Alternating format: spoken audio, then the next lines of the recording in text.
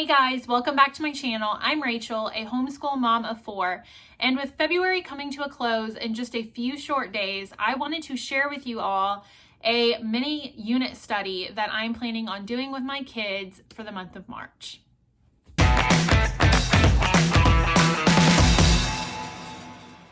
So obviously with the month of March, I think of leprechauns, rainbows, all of that good stuff. So our mini unit study is going to last about 2 weeks. Typically, I run our unit studies from 4 to 6 weeks. However, Easter is so early in April this year, and with St. Patrick's Day being about the middle of March, our St. Patrick's Day unit study is going to last about 2 weeks before we jump in to the Easter unit study that I will start.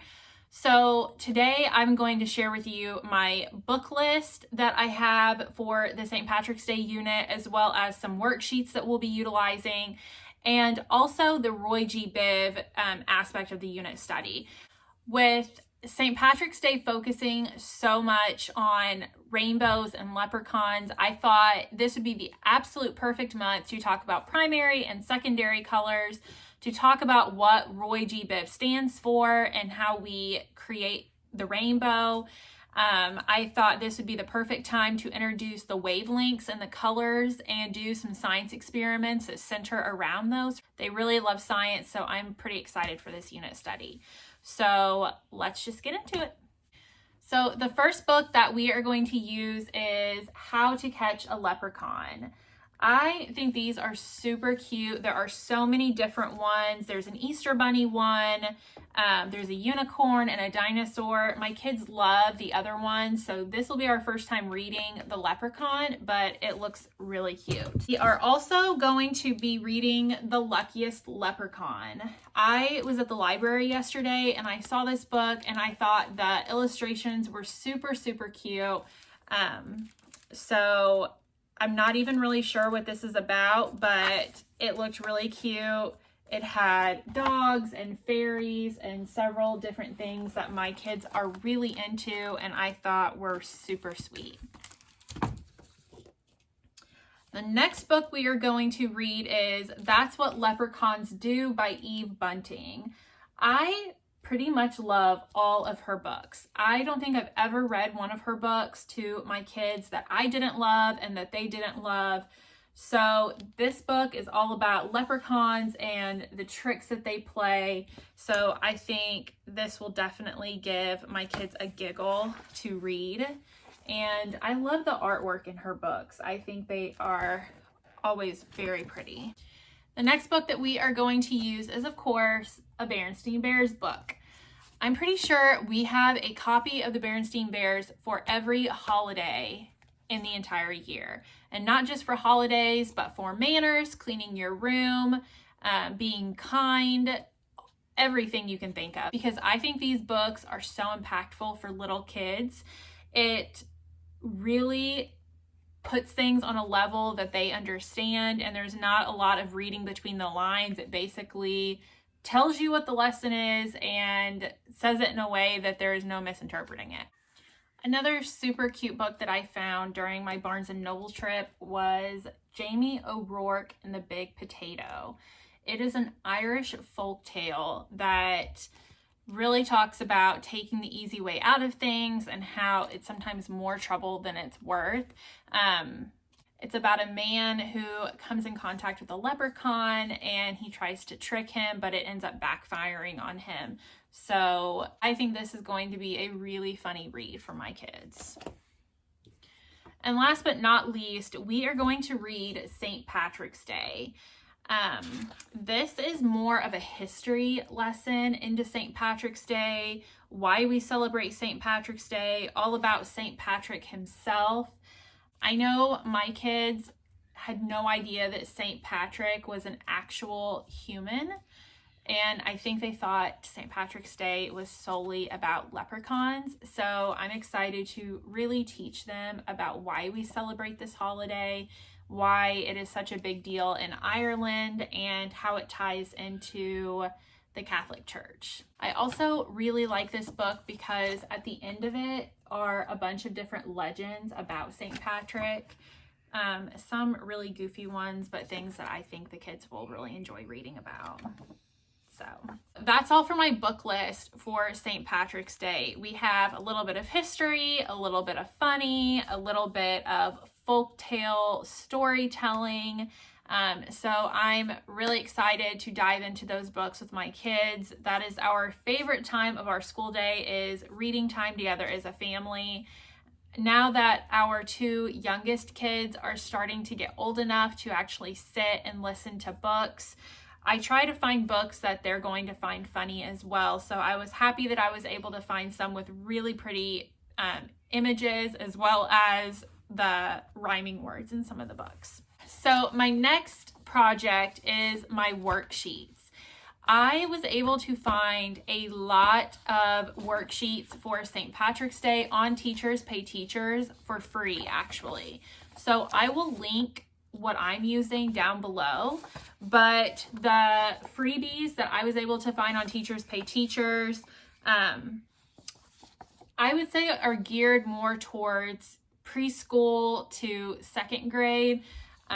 Obviously you could do older than 2nd grade for some of these writing prompts, but I tried to find something that was pretty close to my kids' grade level. So we have writing words in ABC order, labeling the St. Patrick's Day pictures, writing poems about leprechauns. Leprechauns can have an R, write descriptive words about the leprechauns, which I think will be thought-provoking for my older 2. How many words you can make with St. Patrick's Day, so I think that will definitely get them thinking. This is a little bit younger, so I would say kindergarten probably, but cutting out the words and gluing them to make sentences, writing practice, and drawing a picture about your sentence that you just wrote. So I would definitely say the building sentences are younger. Writing prompts, like if I found a pot of gold, there were several different writing prompts in here that I plan on using for them. I really liked this one. The luckiest day I ever had was when. So there are tons of sheets that I was able to find just in one download. So they obviously had way more. They had plenty of pages that you could actually pay for, but I was able to find this for free, and this will take us throughout our 2-week unit study. So I was very satisfied with this. So we also are going to do 2 art projects for St. Patrick's Day. My computer was kind of messing up a little bit, so I wasn't able to get it to print in color. I'm not sure why, but I thought I would print it out just to show you. So one thing we're going to do is fingerprint rainbow crafts. I saw the idea to this on Pinterest, so I don't know if you can see that, but it's, you just draw a little pot of gold, and then these are done in the colors of the rainbow, and they're done in fingerprint. So I thought not only would this be a fun activity for my older kids because they love painting, but this would also be really, really good hand and eye coordination and some sensory for my preschooler and my 1.5-year-old because she loves to paint as well. The other activity I found is making rainbow shamrock sun catchers. My kids and I actually did this exact same art project, but we did the earth for one of our space lessons we did. So you basically just take a coffee filter and you do all the colors of the rainbow and you paint the coffee filter. You cut out a little shamrock and then you glue the shamrock to the coffee filter, and then you cut out the excess coffee filter around.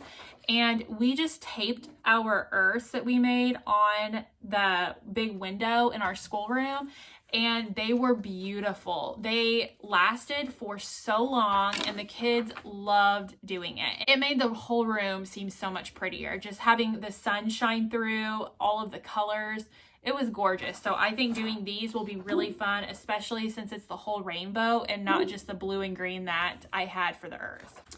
So the next part of our unit study is going to be learning about Roy G. Biv and wavelengths and color. So I'm pretty excited about that, to kind of mix in some science with our unit study for the month.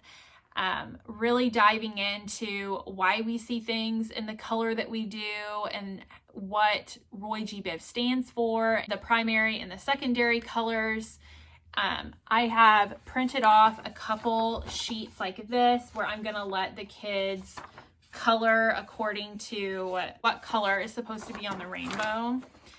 So really with the Roy G. Biv, it's not a super heavy science topic. I found several different ideas on Pinterest as well for science experiments, using flashlights and cellophane paper, using food coloring and water and mixing them together to kind of get the different colors.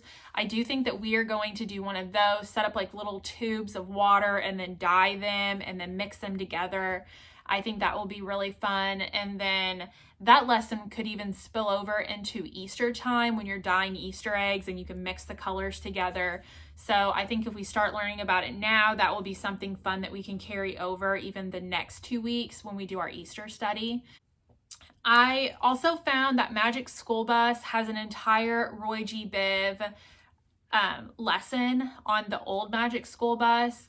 Maybe I saw one on the Magic School Bus Rides Again, but I'm not 100% positive. I know they have one on the old Magic School Bus, which is of course on Netflix. So if you have a subscription to that, it's free to watch. So I plan on doing my academics for those 2 weeks on top of what we are already doing. I'm not going to take a break from our daily curriculum just because these are meant to more supplement the child, not take the place of the curriculum that we're using. So we're still going to do our math, we're still going to do our reading and our spelling and our language arts and all of those things. But with, like I said, with February coming to a close, that's going to put an end to our Black History unit study for the month. So I think this will be a good unit study to kind of break up the month before we head into Easter. I look forward to doing this unit study with my kids. So I hope if you guys are able to utilize any of this in your homeschool unit study, that your kids enjoy it as well. I'm going to link the books and the Teacher Pay Teacher website that I mentioned in the video down below. I will say that our library had several of these books. So even though I bought them at Barnes & Noble, I was able to find several of them when I went to the library yesterday. Unfortunately, where we live, our library has been closed down for quite a while due to COVID. So I wasn't able to go in and kind of look at the different holiday books. So I did have to purchase most of these. But like I said, they did have, I would say, probably half of them. And they had a much bigger selection too that weren't just limited to these. But when I kind of looked around, these kind of fit the age group and kind of what I was wanting to go for the month. So, well, that's all for today, guys. Thank you so much for being here. Hit that subscribe button, like this video, and I'll be back soon. Bye.